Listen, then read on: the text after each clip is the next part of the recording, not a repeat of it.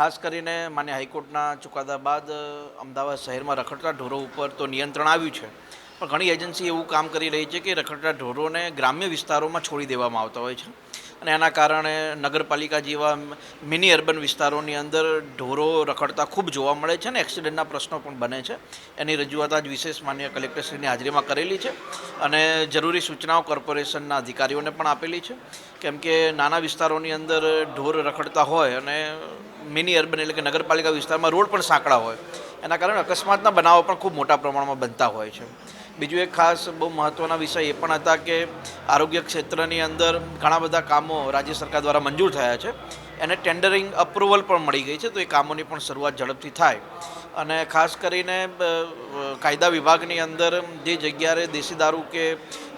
English દારૂના નાના પાયે જે હજુ વેચાણો ચાલતા હોય તો એની ઉપર તત્કાલ કાર્યવાહી કરીને એવા ગુનેગારો વિરુદ્ધમાં યોગ્ય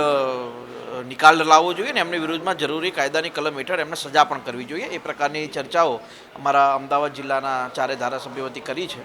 અને યોગ્ય આશ્વાસન જિલ્લા સંકલનમાં મળેલ છે ને અને જલ્દીમાં જલ્દી એનું નિરાકરણ આવે એવી વ્યવસ્થા સંકલનમાં થાય છે.